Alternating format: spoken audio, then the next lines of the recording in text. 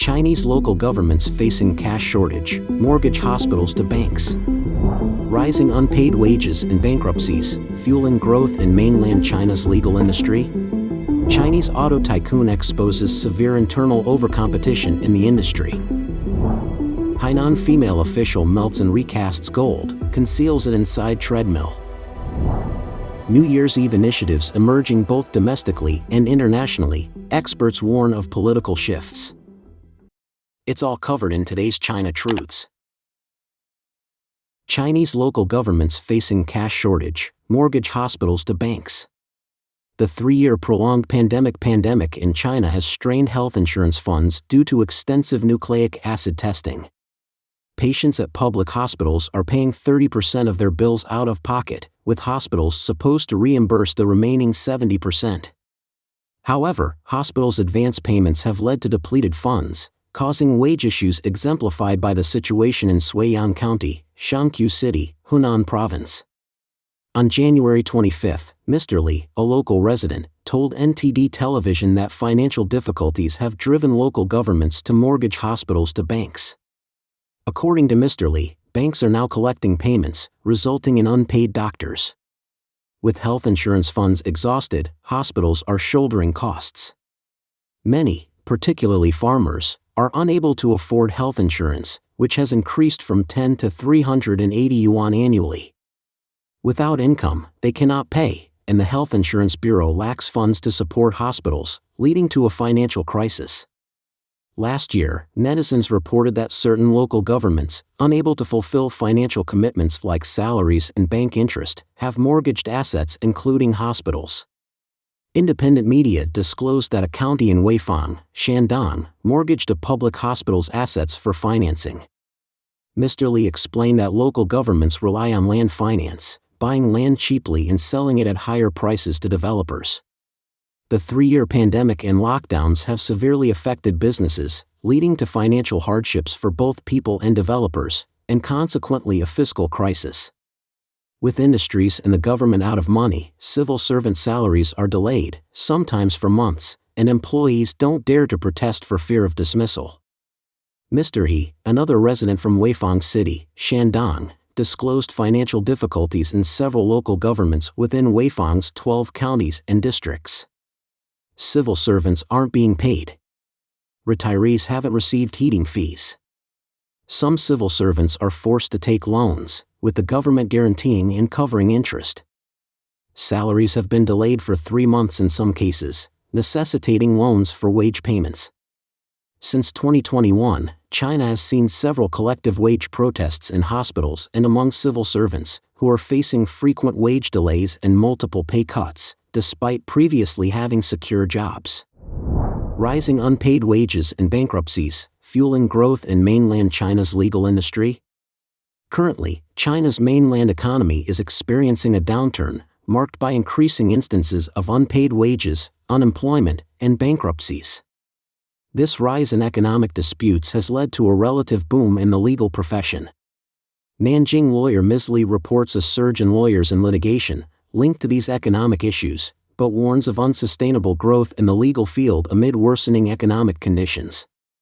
The Jiangsu High Court's data reflects this, showing a dramatic increase in commercial cases in 2022 to 753,000, up more than 5-fold compared to previous years.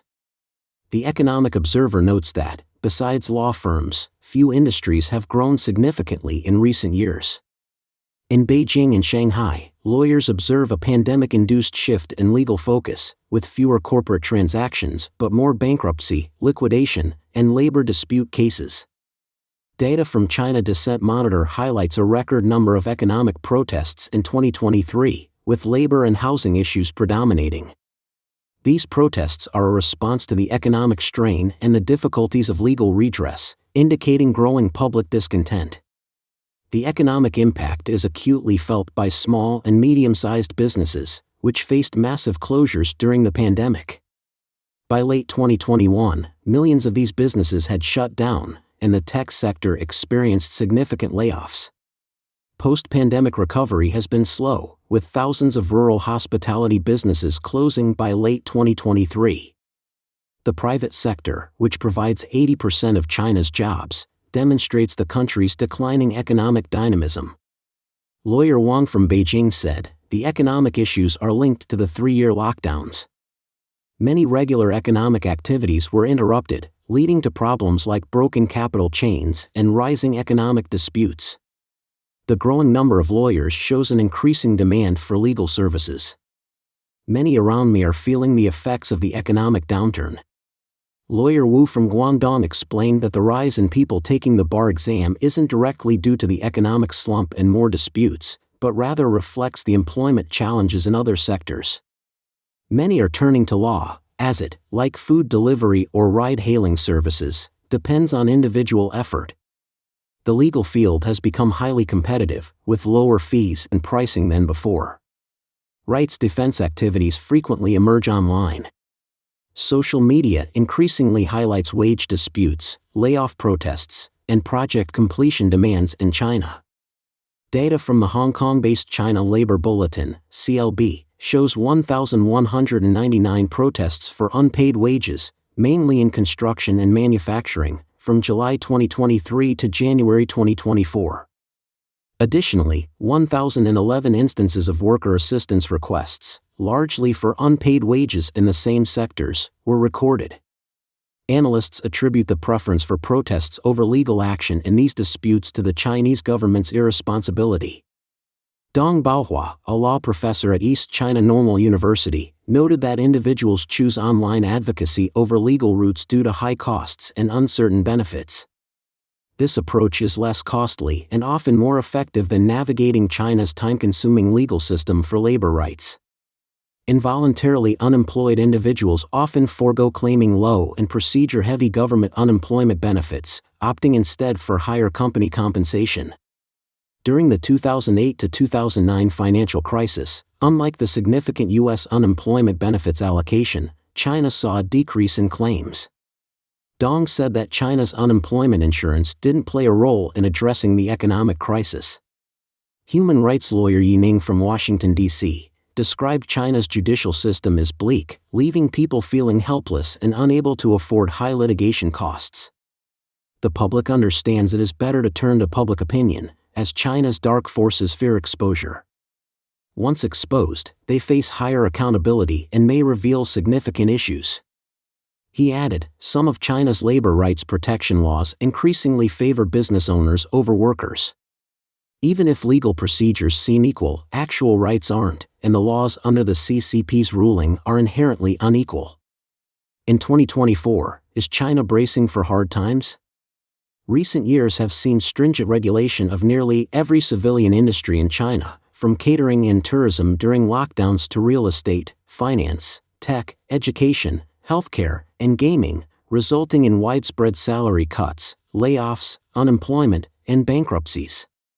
Mr. Chi, a Guangxi resident, owned a restaurant pre-pandemic, which shut down during the 3-year outbreak, leaving him struggling for a livelihood. There are street stalls everywhere now, selling snacks, barbecues, fruits, and vegetables in abundance. Vendors scatter at the sight of urban management officers. This way of life is exhausting. His only family home has been repossessed by the bank for loan default, leading to its seizure and the freezing of all his bank accounts. Meanwhile, added legal, litigation, arbitration, enforcement, and breach of contract fees have inflated his debt from just over 160,000 yuan to more than 220,000 yuan, approximately $31,000. He views this as pushing people to the brink.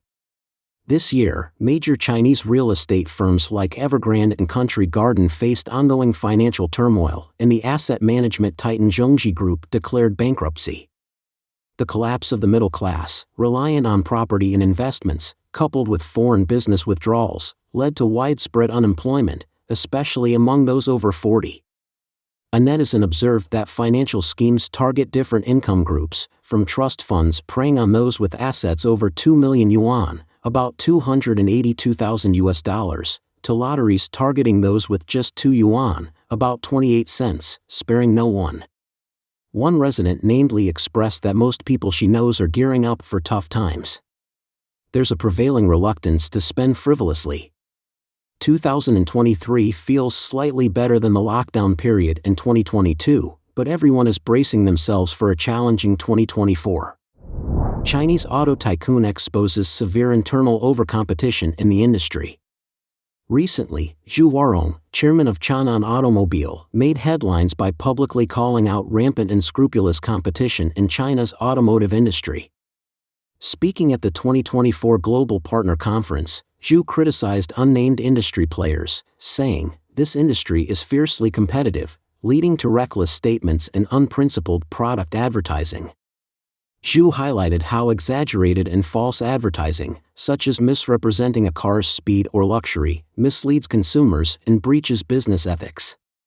Zhu expressed dismay at peers inflating car values and questioned the industry's integrity. He sees the current competitive state as unsustainable, signaling a volatile future. Despite China's status as a leading market and producer of new energy vehicles, Zhu predicts major changes and is pessimistic about the industry's prospects.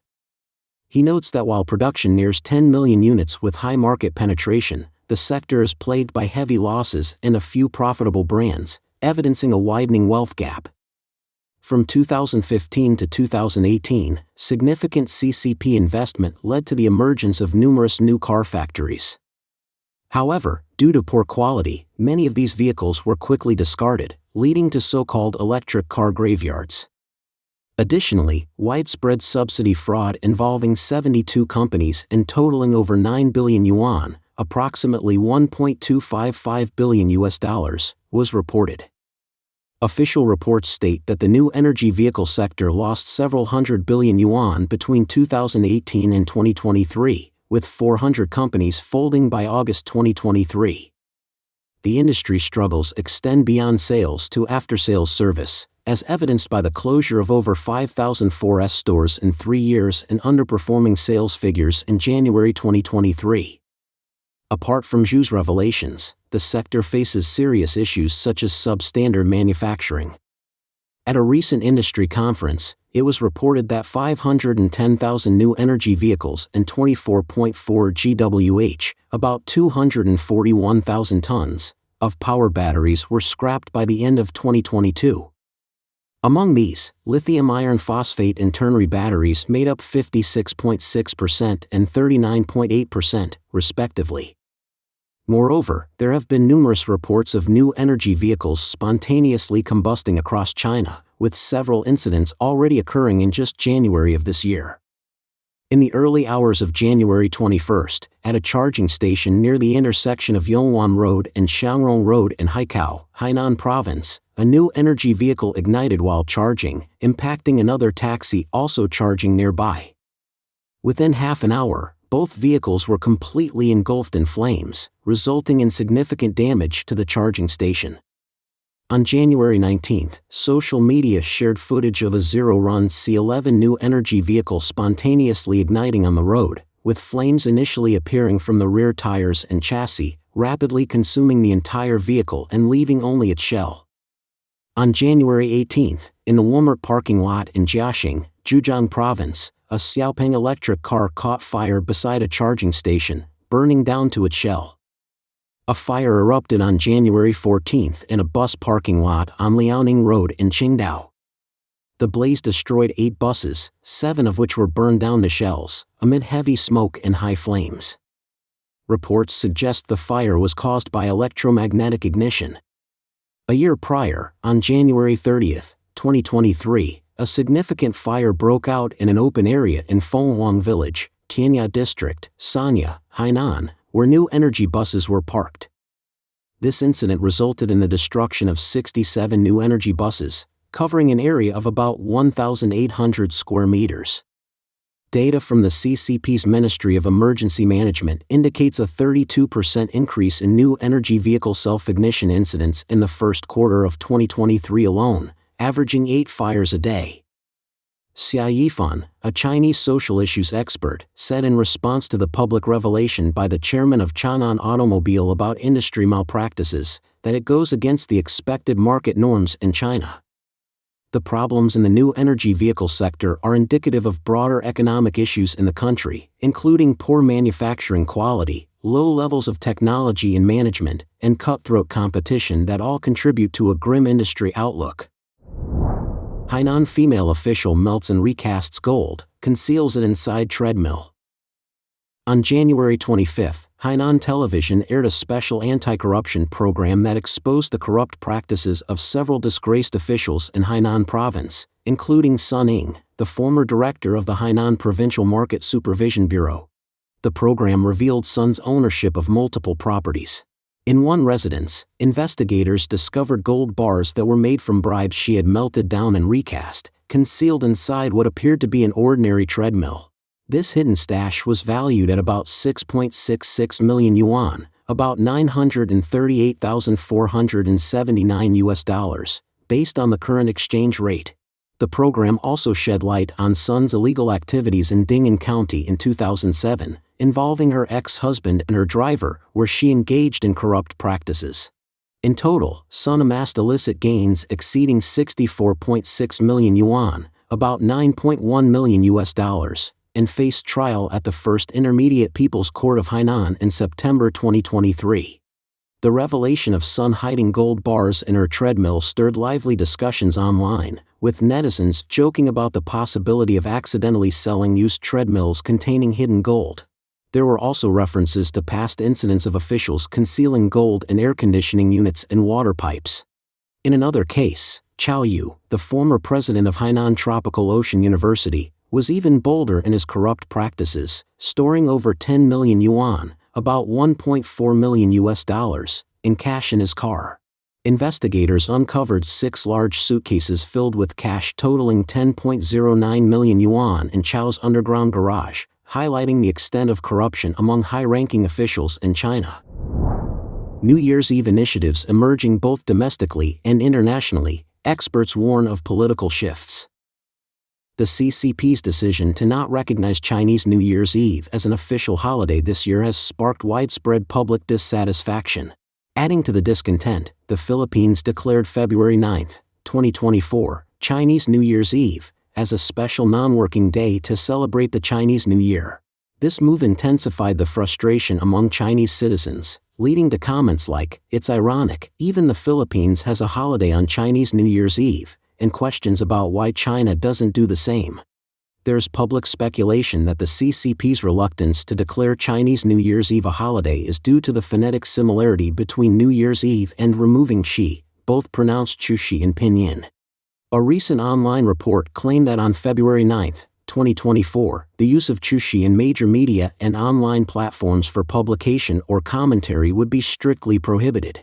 The report suggested that the term Chinese New Year's Eve would be replaced by New Year's Day in official communications. Netizens responded with wordplay in their comments, such as "Every New Year's Eve, remove shi, every family hosts a banquet, disliking shi." The terms banquet and disliking shi are phonetically similar in Chinese. There have also been calls for a widespread sharing of Happy Chinese New Year's Eve messages on the day itself. Experts cited in the reports interpret these actions as a form of political artistic expression, reflecting public escalating dissatisfaction with Xi Jinping's policies and potentially indicating significant political shifts. Don't forget to leave a comment in the section below to share your opinions on today's topic with us. Make sure to like and subscribe to see more interesting topics from China Truths.